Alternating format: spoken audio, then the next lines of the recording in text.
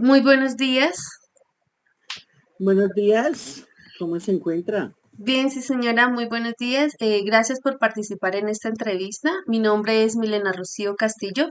Soy estudiante de la licenciatura en matemáticas en la UNAD.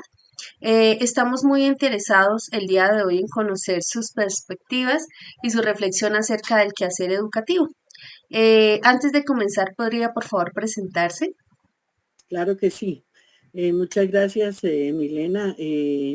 La, mm, la presentación mía pues es muy sencilla. Mi nombre es María Rosario García López.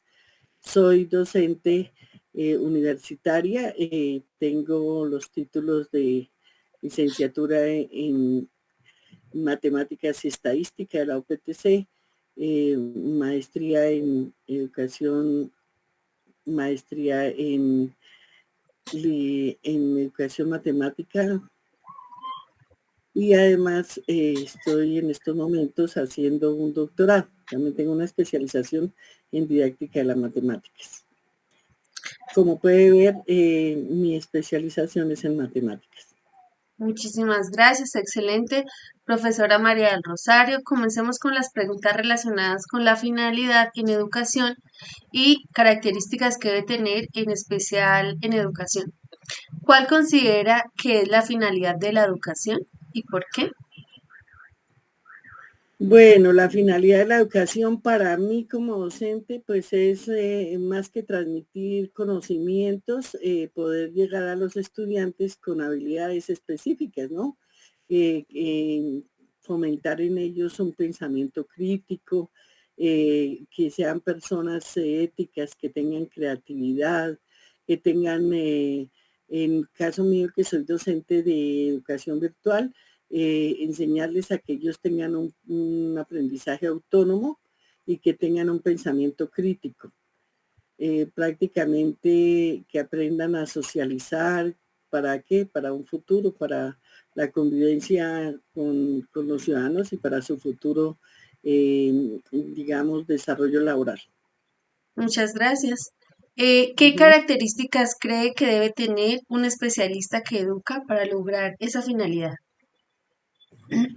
Pues como docente pienso que las características como que nos corresponde tener son más de tipo de actitud, ¿no? Debe uno tener pasión por enseñar y también por aprender, porque cada día que estamos en esta labor estamos aprendiendo de nuestros estudiantes, estamos capacitándonos.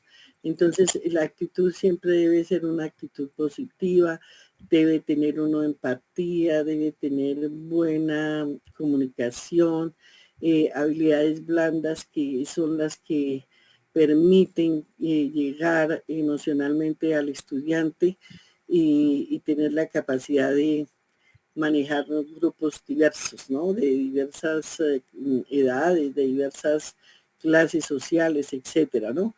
Pero más que todo la creatividad. O sea, el docente siempre debe ser creativo y debe ser, estarse evaluando a sí mismo y teniendo su capacitación continua. Sí, señora. ¿Cómo cree que su enfoque pedagógico se alinea con la finalidad de la educación? Pues el enfoque pedagógico debe ser como, a ver, como de la parte humana, el docente debe tener, eh, desarrollar ciertas inteligencias, ¿no? Entonces, ahorita con tanto avance que ha habido en la ciencia, por ejemplo, si un docente no está alineado con la inteligencia artificial, con cada uno de los nuevos avances que ha tenido, entonces está fuera de, fuera de base. Entonces, lo más importante es tener la evaluación personal y sobre todo la capacitación continua, ¿no? Para poder llegar a tener un buen desarrollo pedagógico. ¿Cuáles son los principales desafíos que enfrenta al tratar de cumplir esa finalidad en la educación? Desafíos son bastantes. Primero que todo hay que tener equidad. Equidad quiere decir que si tenemos estudiantes, debemos tratarlos de acuerdo a sus capacidades y todo, con las mismas garantías, con las mismas, digamos, sin discriminar, ¿sí? Otro aspecto que se debe tener es la calidad educativa. O sea, si yo soy docente, debo darle educación de calidad a mis estudiantes. Tengo que estar también dispuesta a ciertos cambios que pueda haber y desafíos que tenga la educación. Y por eso pues hablaba anteriormente de la capacitación, ¿no? Como docente. Son habilidades que debemos tener y desafíos que debemos enfrentar diariamente, desafíos socioeconómicos, desafíos en la tecnología, en la brecha digital. Bueno, en fin, hay bastantes desafíos que debemos superar como docentes. ¿Cómo toma en cuenta las necesidades e intereses individuales de sus estudiantes en clase? Y principalmente, ¿cuáles son los pasos que sigue para planificar una clase? Los pasos, wow, para para cumplir los desafíos. Perdona, me repite la pregunta, qué pena. ¿Cuáles son los pasos que sigue para planificar su clase? ¿Qué elementos tiene en cuenta cuando planea su clase? Ya, pues son varios los elementos que debo tener en cuenta. Primero que todo, hacia quién va dirigida la clase, ¿cierto? Y segundo, el tema que debo preparar, ¿no? Y cómo ese tema tiene coherencia con el auditorio, ¿no? Y el ambiente y digamos, el sitio donde estamos, ¿sí? Por ejemplo, yo soy docente de estudiantes de obras civiles. Entonces, siempre que preparo clase, los temas trato de enfocarlos en la actividad que ellos como tecnólogos en obras civiles tienen que cumplir para que se sientan familiarizados con el tema y se apropien también de las necesidades, ¿cierto? Entonces siempre tengo en cuenta eso en el aspecto de cómo debo planear mis clases. ¿Cómo toma en cuenta esas necesidades o esos intereses de los estudiantes cuando planean su clase? Pues depende de la finalidad que tenga, el propósito que deseo obtener de ellos, ¿no? Entonces tengo que mirar si ellos necesitan reforzar algún tema específico, pues procuro enfocarme más en esas falencias que ellos tienen, ¿cierto? Y pues también mirar qué, qué temas debo avanzar y qué temas debo profundizar.